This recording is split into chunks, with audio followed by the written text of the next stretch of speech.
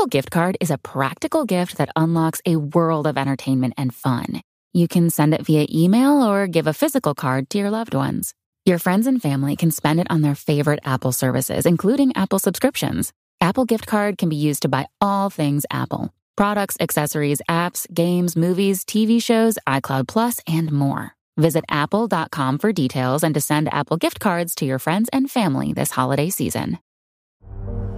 Saturday. Christmas comes early. Welcome to this incredible scene. Bills. To the end zone. Chargers. It's a touchdown. An exclusive NFL game. That's fantastic. Live in primetime. Wow. Only on Peacock. With a Christmas gift to their fans. They're having some fun now. Bills versus Chargers. Saturday, 7:30 Eastern. Exclusively on Peacock. 'Tis the season to shine with H&M. Discover the holiday collection and find fashionable pieces for your wardrobe or for under the tree. Get inspired and dazzle with this year's glam. From tuxedo styles, bow detailed pieces, impressive prints, and more. From unforgettable looks to unforgettable gifts. With fashion finds to home decor, find it all at H&M. Treat your loved ones and yourself this season. Shop in-store or at hm.com. The holidays are a time to feel and create joy. And what could be more joyous than the look on her face as she unwraps a stunning new jewelry piece from Blue Nile? How about getting 50% off your purchase? Blue Nile offers premium quality, priced below traditional retail. Their online experts are available 24/7 to answer any questions and make sure you've picked the perfect gift. For a limited time, you can get 50% off at BlueNile.com. That's 50% off at BlueNile.com.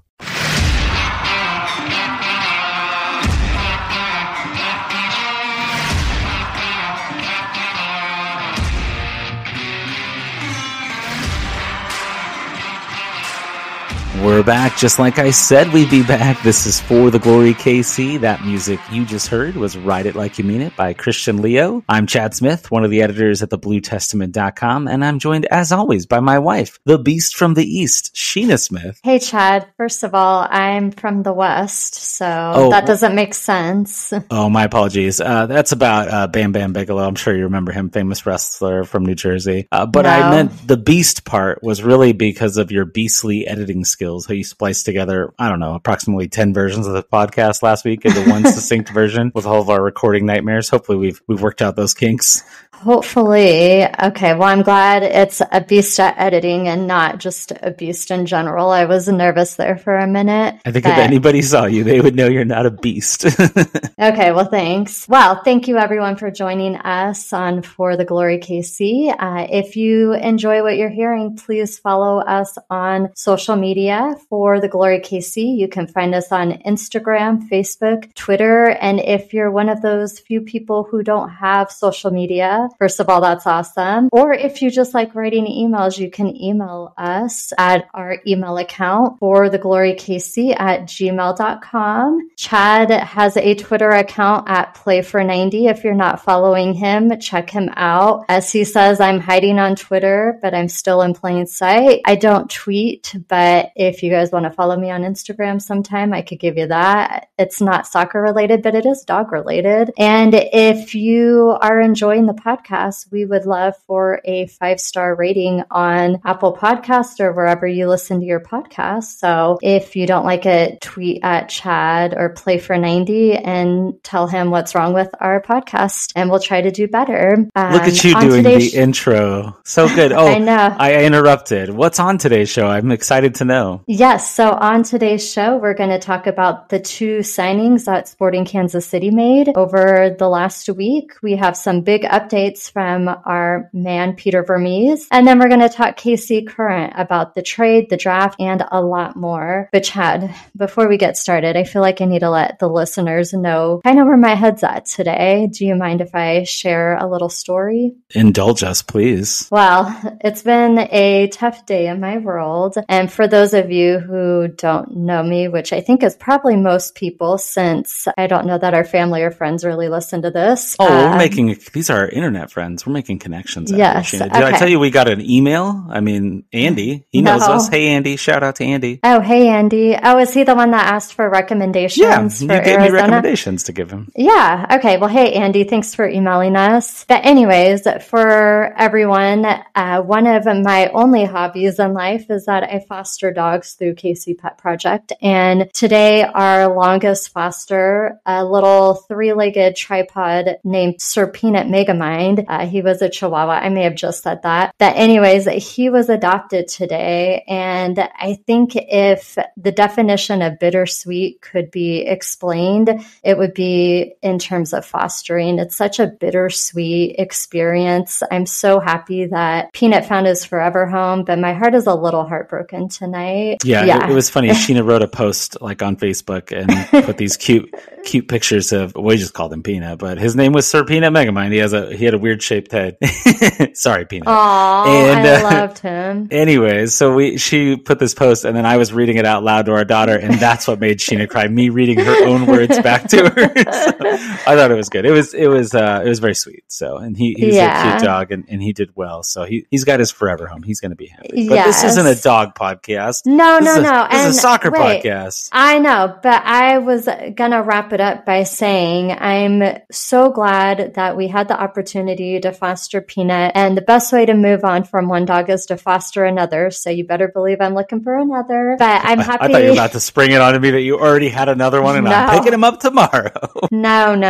But I'm happy we're doing the podcast tonight. And I think a great way to get this show kicked off is to start by talking about our other love, sporting Kansas City. Not to be left out, the Kansas City Current's going to get plenty of love too. But let's start with sporting, as she said. Okay, Kansas City soccer. There we go. There we go. Equal love to all the teams. Yes. So let's get to the first bit of news. Since we last spoke last week on Thursday, or whenever you heard us, I guess, to be fair, the team had been rumored to be signing a German left back, Tim Leibold, and they have now signed him. So he's 29 years old, coming over from 2 Bundesliga. It's the second division of Germany. And myself and my colleague David Greenwald wrote this like kind of debatey back and forth article that went into pretty good depth about the Tim Leibold signing. Sheena told me that she started to read it and then I quote lost her at some point. I don't know. It was 2,000 words long. If you want to go read it and you want to get deep into the weeds, that's what I'd recommend. But Sheena, what's your initial reaction to the Leibold signing? Like I said, I think it's Leibold. I don't know. You would know better than me. Let's just call him Tim. Okay, Timel, since we already have a Tim. Well, that's Timmy.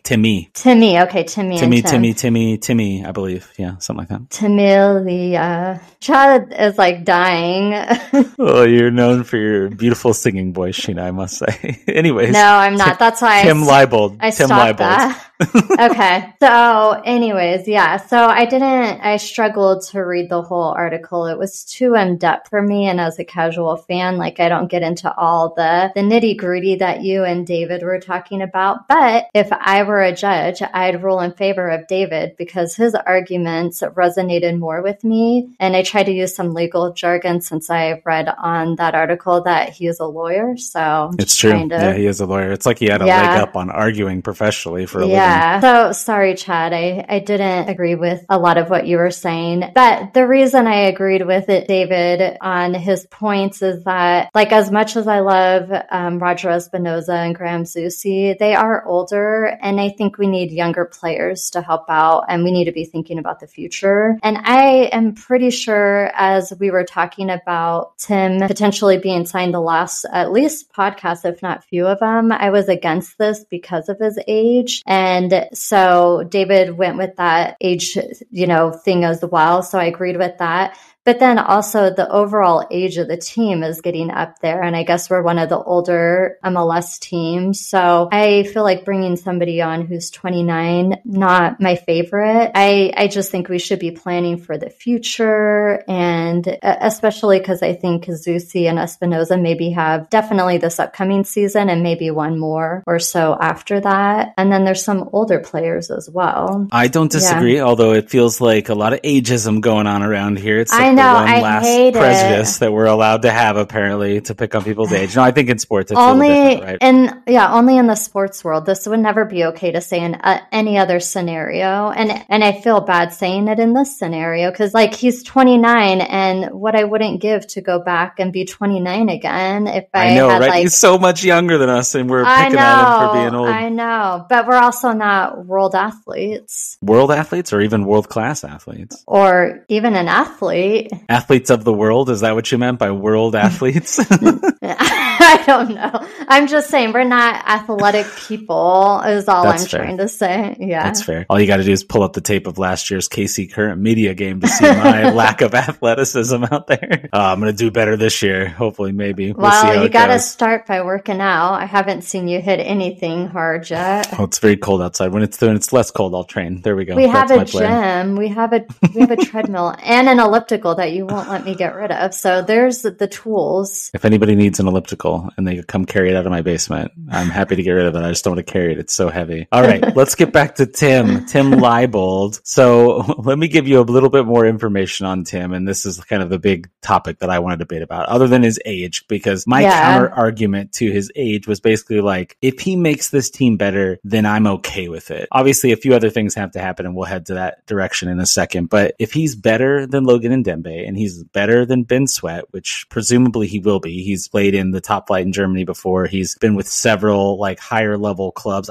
Sporting is a good team, and I'd be interested to see how they'd stack up against two Bundesliga teams. Who knows? But I don't know. It's hopefully he's making them better. At the minimum, I'm hoping he's making them better. Now, that was basically the whole crux to my argument, was like, in Peter we trust, and he's going to make the team better. They're going to win more games, but it is a short-term thing because he is older than Logan. And the big issue here is that he's now the second international on the team at the left backs position. Logan Ndembe is also an international signing. All three left backs are on the senior roster, which you only get 20 senior roster spots. So imagine you have 11 players on the field at a time, and of the top 20, like, most expensive-ish players on your roster, 3 of them play the same position in a position where you don't usually sub. You basically play one left back the whole game, almost always, unless there's an injury or somebody's rehabbing or coming back. And then my biggest issue maybe is that, like, well, there's 3 of them. Why are there 3 left backs? It just doesn't make a whole lot of sense. So for me, the big domino that needs to fall is somebody has to be gone. Now, whether that's Ben Sweat gets traded within MLS, he's played on a lot of MLS teams. He could have some value for a team that's short on a veteran left back. He could be that veteran because now we've got Tim Leibold to be our veteran. And then, or maybe Logan Ndembe gets sold overseas, which granted does make the team older. But if you can flip and make a profit off of him after just one season, then I think that'd be pretty good. There was somebody on our website, and apologies off the top of my head, I can't remember, on the Blue Testament in the comments that said maybe the whole thing with Ndembe is that he has a young child and a significant other that we aren't sure if they live in the United States. So how hard would that be to be away from your young child and your spouse, or I don't know if they're married or not, but that could be kind of troublesome. That could be kind of tough. And if nothing, you're away from your child. I don't know what the situation is with him and the lady. So maybe that's a theory. And I thought that was actually a pretty good theory, kind of interesting. So even if they're not selling him for a profit, maybe Peter's just doing right by him and trying to get him home to be with his family. Did you have any thoughts on that?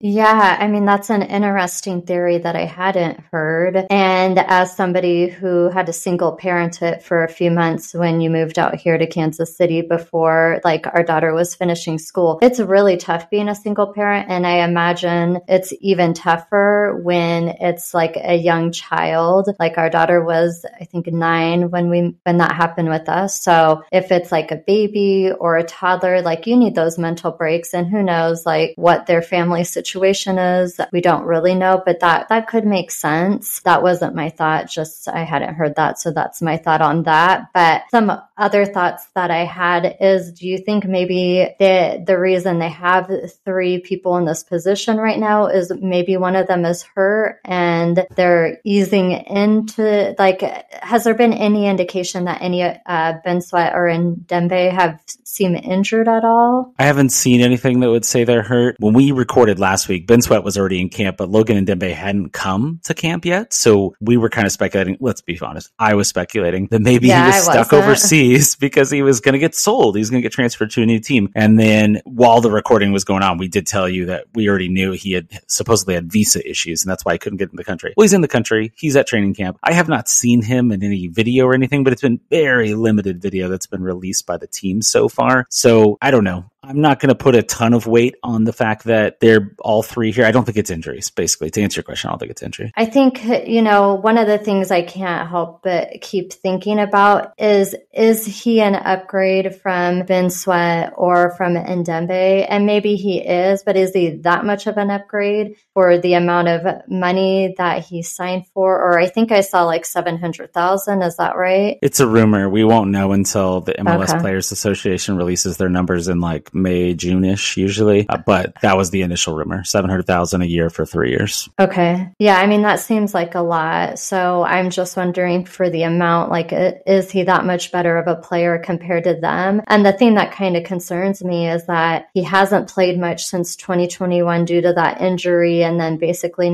his replacement was better than him, so he couldn't get on the field. So I'm a little hesitant about the whole situation because he hasn't played that much, and maybe he was good previously, but do we really know if he's at the same caliber he was at pre-injury? I really hope he proves me wrong, though, and I hope he comes in and he is the all-star that Peter Vermes sees in him, and he proves everyone who is being an ageist like myself wrong. Yeah, 29 by no means is old, not even in soccer. You're maybe just slightly past your prime, maybe, like depending on the position, that could be your prime, depending on the role. But I think left back, especially in the Sporting Kansas City system, they're expected to get up and down the field, do quite a bit of running. So it's not unreasonable to question that. He hasn't played a ton. I think it's something like 11 games over 2 seasons, and that might be 11 appearances, not even starts. As far as he couldn't get his job back, there's this thing in European soccer where it's probably everywhere, frankly, but I think I associate a lot with Europe is they turn their coaches over so much. They constantly have new coaches, and he had some really good seasons, and then they get a new coach after one of his good seasons, and then he gets an injury like immediately. So that coach might just think, oh, he can't play. Remember Ilya Sanchez? Ever heard of him? He was on the bench over in Germany after he left Barca B and couldn't get on the field. Then he came to MLS and was a starter for Sporting for years. He started on LAFC and won an MLS Cup. Because you can't get on the field, sometimes it's just the coach. Sometimes they just don't rate you and don't want to play you, and it doesn't mean you're bad. Now, could he have never recovered from this injury? It's possible. I'm hoping that whatever was shown on tape that they saw post-injury showed signs that Sporting is going to get the pre-injury guy, the 16 assists in one season from left back guy. Those are some numbers right there. 16 assists, that would crush the next best person on Sporting Kansas City if he put up that many numbers. I'm not expecting that. I think it's an aberration. It's probably not likely to happen again, but there's so much offense on this team. My hope is he makes the team better. And that's just kind of always my hope for everything, right? We diss on people, like we're picking on poor Kyrie Shelton and Uri Rosell quite a bit. But if they were suddenly, they broke into the lineup and they were getting minutes and they're banging in goals, or Uri's breaking up goals going the other way, like sign me up. I want the team to do well. I gotta talk about what I see out there. And if it doesn't go well, we gotta diss on them. Yeah. Who's the guy I can never remember and I can't currently remember him? Courtney Ford. I still haven't added him and told him all the hateful things you've been saying about him and not remembering who he is. I know. I feel really bad per the usual with him, but yeah, that's who I think of because, well, I can't remember his name. Well, that's a perfect transition point because why is Sporting KC signing a third left back when they only have 3 center backs and you have to play, well, you don't have to, but you're likely to play 2 of them at the same time? That doesn't make any sense to me. And Courtney Ford's the starting right center back as of right now and might still be no matter who comes in because camp's underway. It's sometimes hard to unseat guys when you show up late. Look back to last season where guys like Marinos Johnny's, it took him a long time to get in and he had trouble getting the starting job. And well, probably never going to unseat Shallowy or Russell, but it puts you behind to not be there the whole time. And I think that's going to be the case if the team signs a center back. Wow, they got to sign a center back.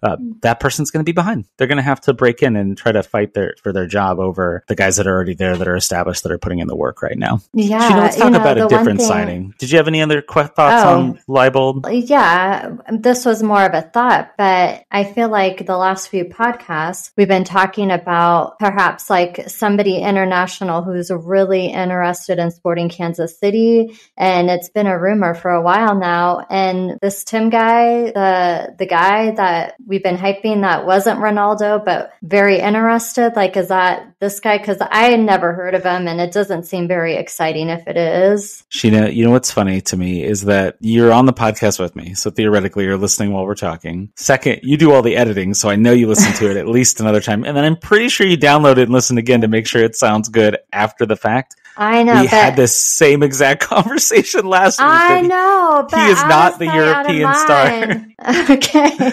Okay. No. Well, I'm sorry. Star. I'm sorry. So much has happened since that last podcast. Fair enough. Okay, so let's go on to a couple of other things then. So there is another signing. A little bit out of the blue came the signing of Virginia Tech midfielder Danny Flores. He's 20 years old. He was not in the draft. Like, I don't know if he didn't declare himself eligible. Didn't really get an answer on that, but he went through what's called a waiver draft, which essentially he was on waivers, and he passed through 6 other teams that were ahead of Sporting KC to make a selection on waivers, and Sporting ended up selecting him and picking him up off waivers. He's previously played for the Philadelphia Union 2 back when they were in the USL Championship, and then he spent some time at Oakland Roots, which is a USL Championship team as well, and then he went to college for 2 years. He's played 2 seasons of college for Virginia Tech. Now, I don't know anything about him. When he got announced, I was like, who the heck is this kid? But when we were on the press conference call, I say we, like you were there, Sheena. When I was on the call, I wasn't.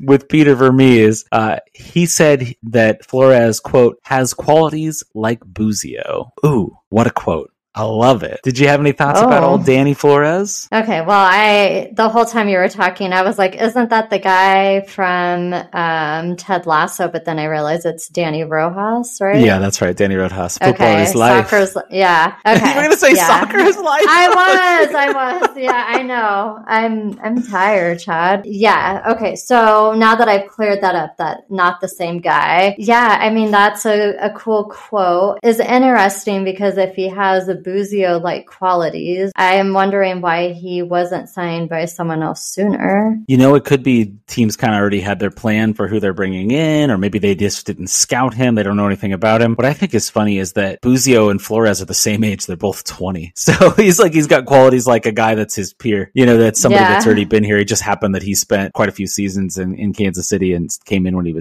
came into the first team when he was 15 years old. So I think that was interesting. And he also described him as a deeper lying playmaker. So he's a midfielder. There's 3 midfield spots. We've talked about this a little bit before. There's the number 6, the defensive midfielder role. Think your Ilias, your Uris. Remy played there last year quite a bit. Then Sporting plays with what's basically 2 number 8s, 2 box-to-box midfielders where they kind of play from box to box, the attacking box all the way to the defending box. So they're covering a lot of ground. They're going end to end. The 3rd midfield spot is traditionally referred to as a number 10, an attacking midfielder role. When we first learned about Buzio, that's what we understood him to be. And then out of nowhere, he kind of had his hand forced and he was put in at defensive midfielder and he played really good.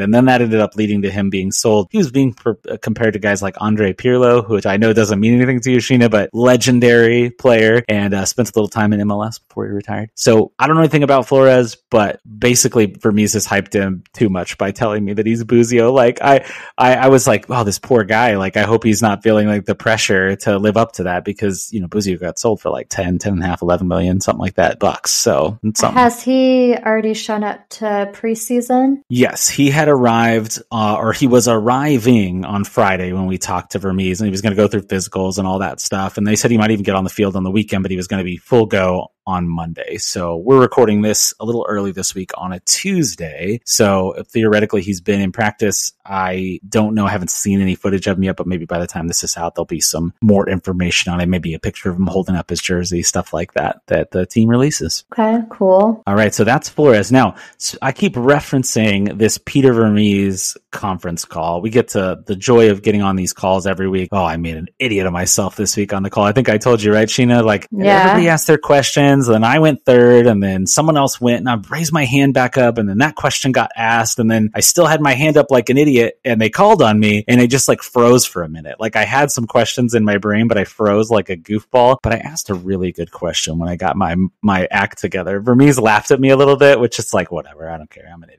Things happen. I asked him about international roster spots. We've been talking about this a lot on this podcast, and it's kind of boring soccer technicality stuff that happens in the background, but it's also important. So with the Leibold signing, the team is up to 9 international players that don't have green cards, that are not, that count as an international against your roster, but you're only allowed to have 8 unless you trade for more spots. So my question to Peter was about, hey, you guys are out of spots. Do you have more green cards coming? And he said, quote, we'll have quite a few guys that'll have green cards. He also went on to say the process has been much improved in the last 6 months, and he ended with international slots won't be a problem. So I think we can take that to mean quite a few of these guys, your Andre Ufanta, Scotty Kinda, guys that have been on the team for a while that were still taking up international spots, probably got their paperwork done, and it's possible that even some guys that were signed last year already have it done ready for this year. The league has changed the rules in recent seasons where you have to get your green card before roster compliance date, which is usually a day or two out from the start of the season.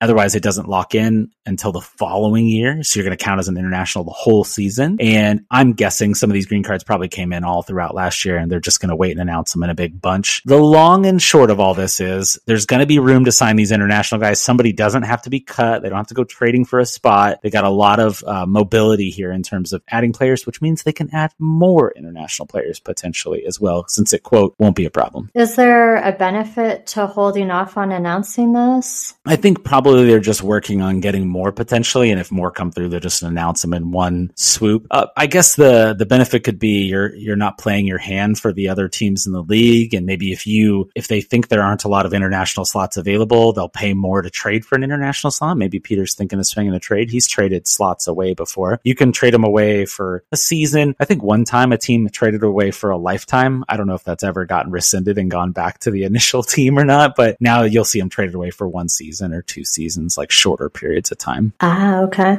A lot of these newer teams, especially teams that bring in executives from outside the league, they really want to sign a lot of international players. And because of that, they'll go trading to get a bunch of these international spots. So like Charlotte did that last year. St. Louis looks like a candidate. I think they've already done it a little bit this year. But then there's other teams like Nashville that go the complete opposite direction. They trade all their spots away. So they only have a few guys that actually count as internationals, and they collect all that money from trading them to sign other players or buy down salaries, things like that, to fit more players into their budget. So there's a lot of weird, nonsensical MLS rules happening in the background that complicate life, but all you need to take away from this is Sporting shouldn't have a problem with international players. If they want to go sign somebody like Cristiano Ronaldo, it shouldn't be an issue other than all the math cap ramifications that it is to pay somebody that much money. And that he signed with another team already. Well, he's gone, but I said like. I didn't say Cristiano Ronaldo. Oh, I thought you said I missed the word like. Sorry. So if they want a big European star, which to stress to Sheena for the third time is not Tim Leibold,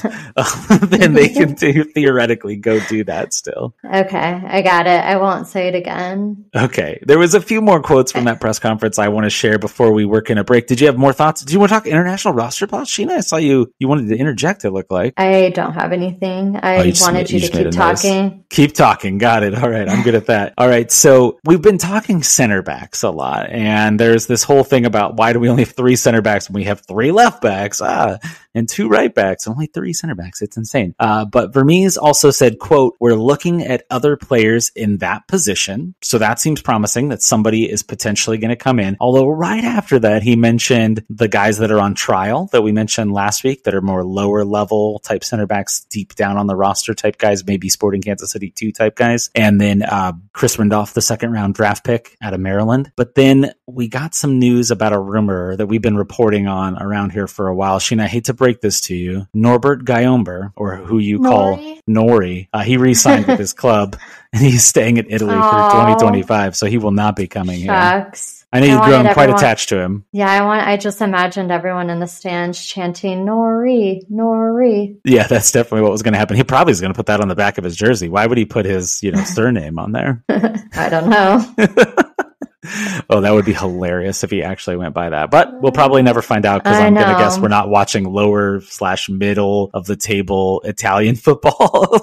No, and I doubt he's listening to this podcast. I think that's a pretty good guess. All right. A few more quotes from the Peter Vermes press conference last Friday. Alan Pulido, ever heard of him? And Gadi Kinda, got little updates on them. They are not in full training, but don't panic. Pulido, they've released plenty of videos of him doing some pretty intense workouts with a trainer out on the practice field, just not fully out there doing scrimmages and, five-a-side or whatever different games that they're playing to prepare and to train. So not out there. I think we've long held that Pulido would be ready earlier than Kinda, and Peter told us earlier in the offseason that they may both be ready by the first game, but he's not going to push it. Any thoughts on those two? No, but I did see some pictures of him at like an MLS media day or something of Pulido, maybe wearing a New Jersey or something. Yeah, he's got a track jacket on and he's definitely wearing his New Jersey underneath there. What's interesting is, and you probably don't care about this, but the Portland Timbers, I don't remember who their player was that was at the media day, but there was a picture of him without his jacket on and you could see his New Jersey and it was like leaked out on the internet. I'm like, whoops. Somebody just took that not thinking,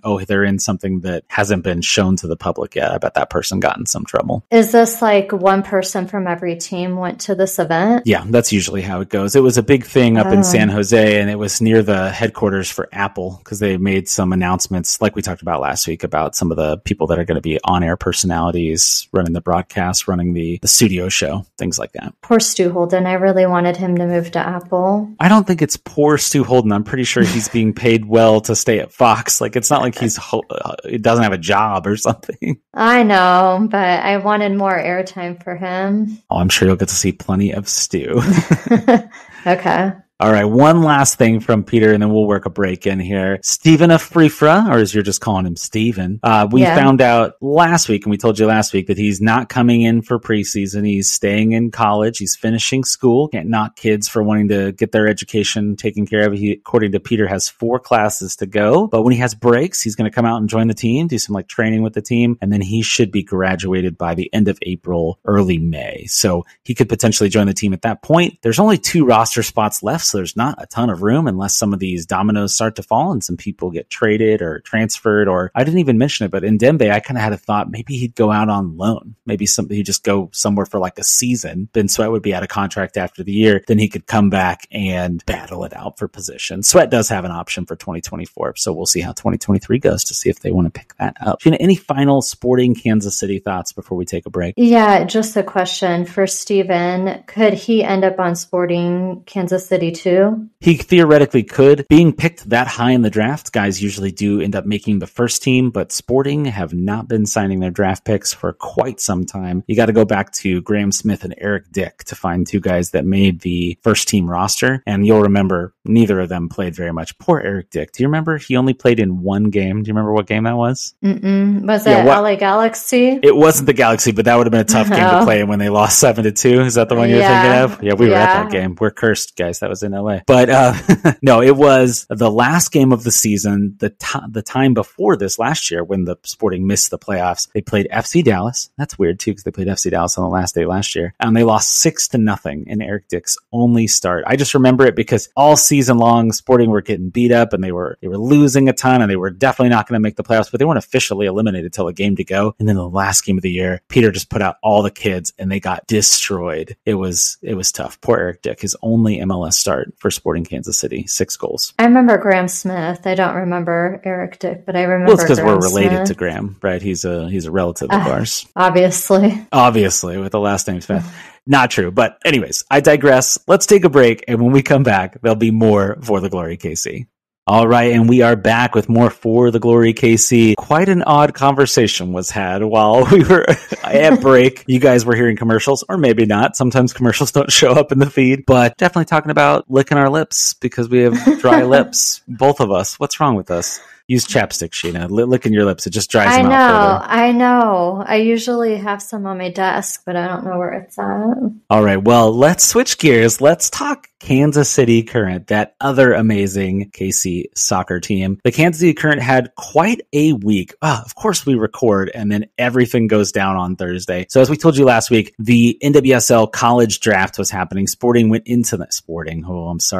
Current went into the night with 7 draft picks, and before the draft even started, they made news. So the big news was the KC Current traded their U.S. women's national team star, who had just been called back up to camp. She was actually in New Zealand during this, Lynn Williams. She was sent to New Jersey, New York, Gotham for the number 2 overall pick in the draft. The team then turned around and used that number 2 pick on what is widely considered the best player in college last season, Michelle Cooper out of Duke. The reason she was still available at the second pick is because the number 1 pick was a high school player. Alyssa Thompson already has senior U.S. women's national team call-ups. Sheena, when you heard the news of Lynn Williams being traded, were you shocked, surprised? Tell me what was running through your brain. I guess I was shocked because she had just been called up to the national team, but at the same time, she was coming off of an injury that I think took her out all last season. So maybe there was some hesitation to have her continue on the team and to get basically the number 1 overall college pick. It seems pretty enticing. I don't blame them for doing what they did unless Michelle Cooper doesn't end up being a good player. But yeah, it's interesting. Yeah, it was a little surprising. Yeah, I was definitely shocked myself. I had to work and the draft started like 30 minutes before I got off work. And whenever I went in there to see what was going on and turn on the draft, it was already chaos. Like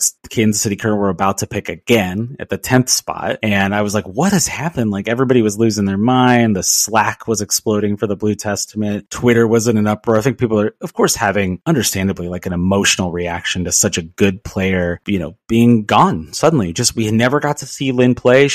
That's not 100% true. She played the Challenge Cup and got hurt in her first game in the Challenge Cup and then never played a regular season game, never played a playoff game. So very limited time. And the team had given up a lot to get her. But like you were saying, it's a big move. It's a big swing. But I always think it's kind of a risk too, right? If you think about sports, think about draft picks. They call them lotto tickets sometimes, right? Sometimes you hit and you win the lotto and a lot of times you miss. There's a lot of misses. Now, I think women's soccer is a little bit different. There are players that get drafted high that don't work out, but the highest pick, the number 1 pick, usually goes pretty well. And technically she's the number 2 pick, but I'm kind of considering her the number 1 pick because she was going to be number 1 until Alyssa Thompson declared like a few days before the draft. Let me list out these number 1 picks for you. I think this gives you some context here. So Thompson, who we just said, in 2022, Naomi Girma for the San Diego Wave. She was like the defensive player of the year. She was the rookie of the year. She had a heck of a year. She's on the women's national team. Emily Fox, left back for Louisville. She's on the women's national team. Sophia Smith, she's the MVP of the league last year. Yeah, I know Sophia. Yeah, no relation. Tierna Davidson, U.S. women's national team. Andy Sullivan, U.S. women's national team. Rose Lavelle, maybe the best player in the world, U.S. women's national team. Emily Sonnet, still on the U.S. women's national team. Morgan Bryan, who Kansas City Current fans will know more commonly now as Morgan Gautreau, her married name. She's now on the Current. She just arrived there. She was on the national team. She had some injuries and things that kind of held her out. Before that, the number 1 pick, Crystal Dunn. Heard of her? Women's national team. And then I have to admit, I don't know, Zakiya Bywaters was the number 1 pick in the first year's draft. But all those other players are national team players. Zakiya might have been a national team player. I probably should learn more about her before I go off listing her name. No, she played for the U.S. youth, U17s, U20s, and U23. So never to the full senior national team. But a pretty good record for being the number 1 pick. And I'm calling Michelle Cooper 1B because she'd have been number 1 had Thompson not been there. Does that make you feel better? Do you feel like affirmed in this move? Yeah, considering I just don't really know much about KC Current or draft stuff outside of football. So yeah, I feel a little validated here. Draft stuff outside of football. If I asked you to name like 3 players on your favorite team, you probably could do it. This is an NFL podcast though, so we'll move on.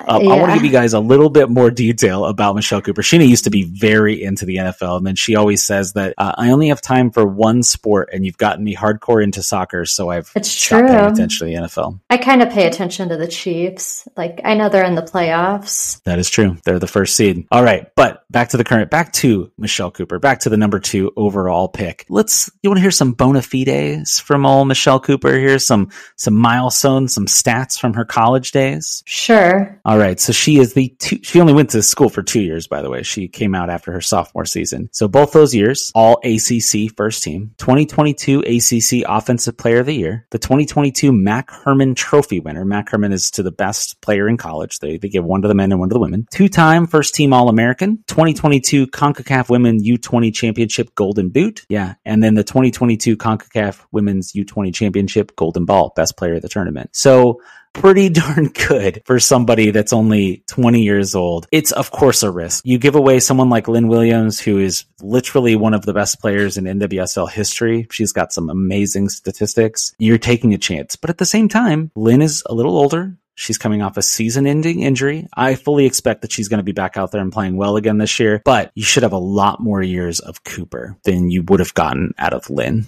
Yeah, I also found it interesting that she got called up for the women's national team, considering she's been had this injury the whole year. So that speaks volumes to what kind of player she is, if they're calling her up and she didn't even play for an entire year. Yeah, and she may not play a lot. Actually, a game is happening just after we're recording this podcast. It's about to kick off right now. And the team's off in the Netherlands. And she may or may not play a ton during these 2 games against against New Zealand. Oh boy, those are nowhere near each other. They both start with N's. But I think, yes, she's a very talented player, and she's getting back there, if nothing, just to train with the team and kind of see where she's at and help her get worked up to her fitness. So Gotham's got themselves a good player. Let's talk about the rest of this draft, though. We predicted going into the draft, Cindy and I should say, when we did our little guest spot with just Cindy and I last week. You didn't make any draft predictions? No. Well, I don't know enough about women's college soccer to make any draft predictions, but my prediction was, hey, the Kansas City Current have a ton of players under contract already. There's no way they're going to make all 7 picks because they had traded away a pick earlier in the week. Well, not only did they make all 7, they made an 8th pick because they traded for the 8th pick. They dealt none of their picks. They didn't package their picks to move up or down in the draft or trade into next year's draft or trade for allocation money or anything like that. But they did make 7 more picks. So I want to run through them really quick. With the 10th overall pick, they drafted Alexa Spanstra out of the University of Virginia. She's widely considered one of the better forwards in the draft. Her and Cooper both play forward, so that'll be interesting to see. And as a point of comparison, last year, Dabinia, who we talked about last week pretty excitedly, she had a couple young ladies in front of her that she was dishing the ball to, and one of them, Diana Ordonez, won rookie or offensive player of the year. Maybe she was rookie of the year. I can't remember. Maybe it was a Germa. One of them was rookie of the year, but she was a really good performer. Sheena can't check my facts because she doesn't know. Yeah, I'm like I'm not. All right. Well said. Let's keep going. The third pick that's the Kansas City Current selected was in the second round, number 15 overall, Gabby Robinson from West Virginia. So we got a UVA and a WVU, 2 Virginia and West Virginia, right there, right next to each other. She's a former forward and midfielder, but now she plays center back. So theoretically, that's where she would line up for this team. Then they drafted 18th overall, still the second round, Jordan Silkowitz. She's a goalkeeper out of Iowa State. Quick note about Jordan and Michelle Cooper. They both came and trained with the Current during the summer. So they spent some time with the Current, and then the team went out and drafted them. So I need to get Thad to be my eyes on the ground and look out for college players that are training with the team, because they may then potentially get drafted. He probably knew and then just kept it quiet, because that's what that does. That's, keep their secrets safe.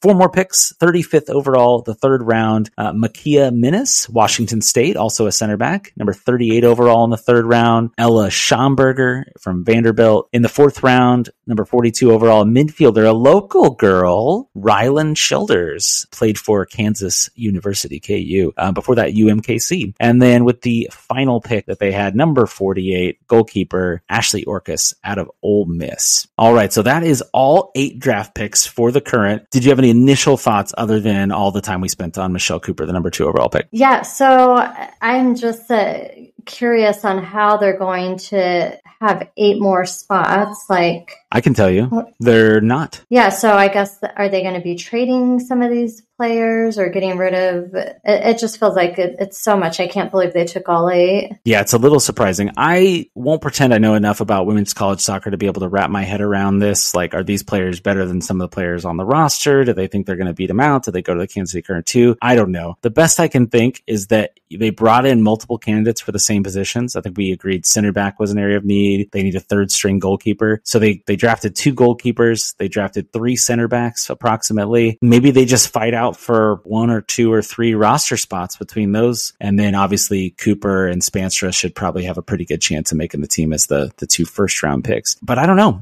Maybe trades just weren't there. Maybe they didn't materialize. If y'all want more information about the draft, I recommend looking in the Blue Testament podcast feed. Check out our Kansas City Current podcast. Daniel Sperry from the Kansas City Star and Thad Bell from the Blue Testament break down these picks in more detail, and they'll give you a little bit more information on all the players. But I'm going to wait and see. Let's see what happens in preseason. Let's see what we hear about these position battles, and we'll update you when we know more. Maybe there's more trades and things coming to make everybody fit. But we have a little bit more Kansas City Current news, a little bit of bad news, to be honest with you. It's news that we kind of knew. You heard Cindy and I talk about this last week. I'm assuming you all listen to every second of every podcast, of course. Obviously. And Meg Linehan from The Athletic got to talk to, on a call with lots of other media members, got to talk to Vlatko Andonovski, the coach of the U.S. women's national team. And there was a question asked about Sam Mewis, who's on the KC Current, and, why she wasn't with the team. Will she be with the team? That sort of thing. And basically Vlatko said it's a long-term injury. So he doesn't really have an update, and it's kind of what Cindy and I speculated, is that Sam's not ready. Who knows when she's going to be ready? I wouldn't count on seeing her anytime soon, which is a bit of a bummer because before the last season, the team went out and traded for Sam Mewis and Lynn Williams, and neither of them have played a single regular season minute. It's kind of sad. Yeah, that is sad. I didn't know that. Yeah, and they're really great friends. They have a podcast together, Snacks. So that's... Oh, yeah, you talk about that podcast a lot. A lot?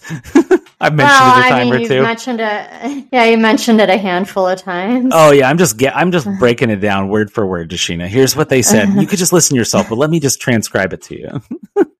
Oh, Sheena. All right. Well, that is everything we have for the Current. Before the digital crawl, Sheena, any other thoughts about the Current you wanted to sneak in? No, I'm just interested to see what happens with all these players and figure out who's staying on the team, who's going and whatnot. Who's going to break in, who's going to be the starters, the contributors. So lots of competition for the Current coming up before this season. No matter what happens, the team that won last year and got all the way to the NWSL finals, most of that team is still around. There's only a few players that are gone, and there's been quite a few big additions since then. So I'm still very high on the team, and then hopefully some of these new players can come in and compete and make the team even better. So let's move to the digital crawl. We still don't have theme music, but what are we doing? Digital. No. Okay, Sheena just stared at me blankly. The first bit of news from the digital crawl. This is where we rapid fire go through news. The first bit is from Sporting Kansas City. They are now selling something called the Sporting U-Pass. It's $15 tickets to students with .edu email addresses. This actually sparked a pretty lively conversation on the Cauldron Facebook page, and I saw it on Twitter, kind of talking about like maybe, failures that have caused them to need to sell tickets this way because maybe the other supporters groups are not selling the tickets. I don't know. I'm not privy to that inside information, but a lot of people seem to be jumping on that bandwagon saying, yes, I think it's a problem, but the team, good for the team for stepping in and addressing it. Yeah, I think it's a great deal, especially for college students. Like, I wish I still had a .edu email address to get those $15 tickets. Totally kidding, because I could not pass as a college student. But I think if something like that had been available for us when we were in college, like we probably could have only gone to one game a season, but it would have been cool if it had been an option. Since we lived in Springfield and went to Missouri State at the time. It would have been a bit of a hike to get up here for sure. But absolutely, $15 ticket, that's amazing. Don't you work for a school? Do you not have a .edu email address? It's not. Oh, gosh. What a bummer. I know. Well, it's okay. We'll find a way. We can afford it. We're gonna be okay. Yeah, we're very fortunate.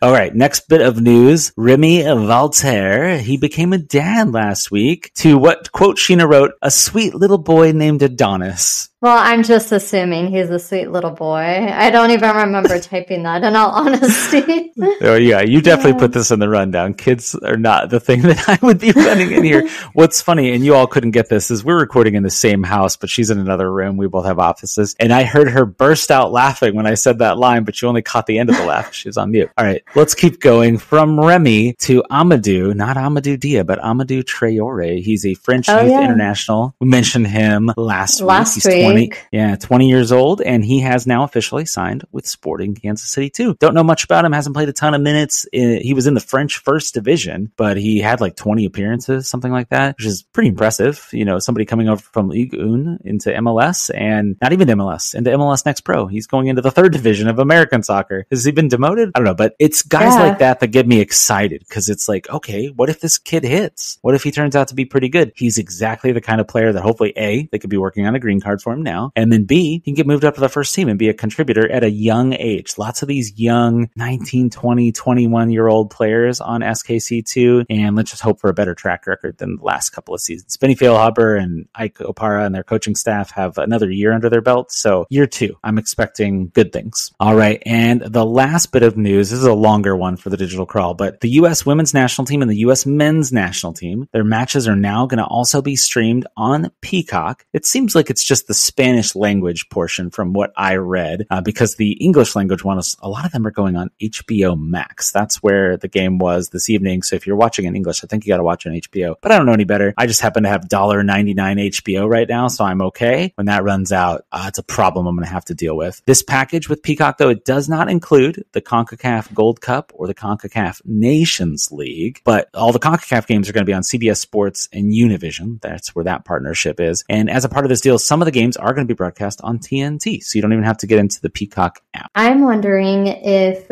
you would be able to turn on, like with Telemundo or Univision, we used to have the option to turn the Spanish to English. Do you know what I'm talking about? Yeah, the SAP button. Yeah, so I'm wondering, would you be able to do that on Peacock if it really is in Spanish? You know, I don't know, but this is something we'll have to research and figure out for next week's For the Glory, Casey.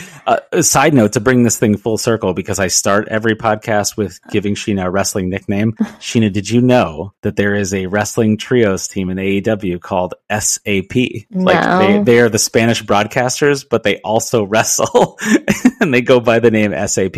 I thought it was kind of clever. Oh, because the SAP button, is that why? Yeah. Oh, okay.